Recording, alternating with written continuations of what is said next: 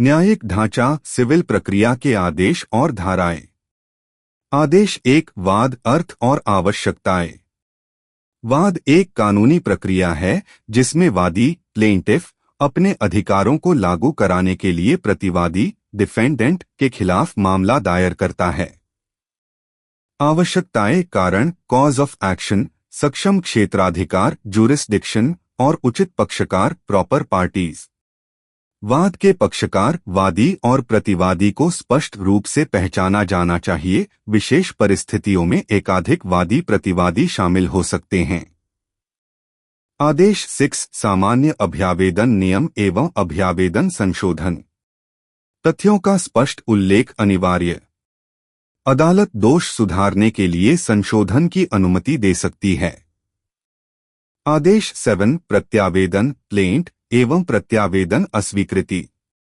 प्रत्यावेदन, वादी द्वारा वाद दायर करने हेतु प्रस्तुत दस्तावेज। अस्वीकृति, क्षेत्राधिकार की कमी या कारण का अभाव होने पर प्रत्यावेदन अस्वीकार किया जा सकता है।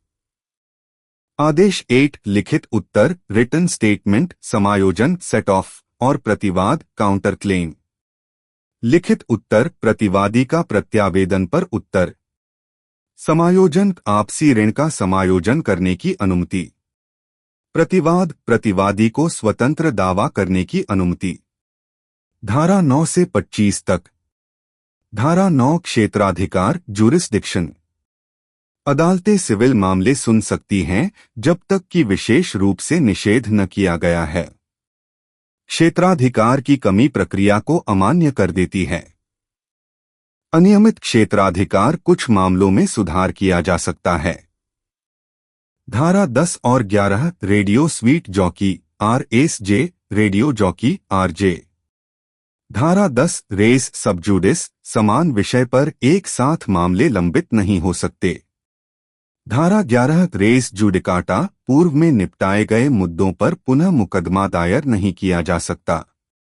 कंस्ट्रक्टिव रेस जुडिकाटा, जो दावे पहले किए जा सकते थे लेकिन नहीं किए गए, उन्हें बाद में लाने की अनुमति नहीं। आदेश 2, वाद संरचना, फ्रेमिंग ऑफ सूट, धारा 10 और 11 से जुड़ा हुआ। उचित संरचना सुनिश्चित करता है। मुकदमों की अधिकता को रोकता है।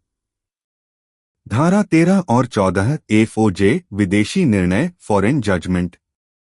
विदेशी न्यायालय का निर्णय अंतिम होता है जब तक कि वह धोखाधड़ी या प्राकृतिक न्याय के विरुद्ध न हो। इसे भारत में निष्पादन, एग्जीक्यूशन या नए वाद के माध्यम से लागू किया जा सकता है। धारा 15 से 25, PT, वाद करने का स्थान, प्लेस ऑफ सुइंग एवं वाद स्थानांतरण, ट्रांसफर ऑफ सूट्स। क्षेत्रीय एवं मौद्रिक क्षेत्राधिकार निर्धारित करता है। सुविधा और न्याय सुनिश्चित करने के लिए अदालतें वाद स्थानांतरित कर सकती हैं। Order 1. Suits meaning and essentials. A suit is a legal proceeding initiated by a plaintiff against a defendant to enforce a legal right. Essentials: cause of action, competent jurisdiction, and proper parties. Parties to a suit, plaintiffs and defendants must be properly identified. Multiple plaintiffs defendants may be joined under specific conditions. Order 6. General Rules of Pleading and Amendment of Pleadings. Requires precise statements of facts. Courts may allow amendments to rectify defects. Order 7. Plaint and Rejection of Plaint. Plaint, document filed by the plaintiff to initiate a suit, may be returned for lack of jurisdiction or rejected if it does not disclose a cause of action. Order 8. Written statement, set-off, and counterclaim. Written statement, defendant's reply to the plaint. Set-off, adjustment of mutual debts. Counterclaim, allows the defendant to assert an independent claim. Sections 9 to 25. Section 9. Jurisdiction.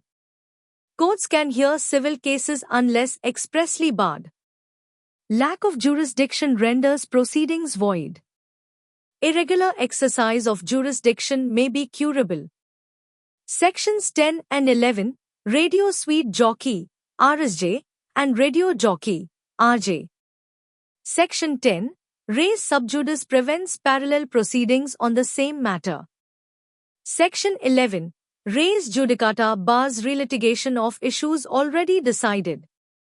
Constructive res judicata prevents raising claims that could have been made in a previous suit.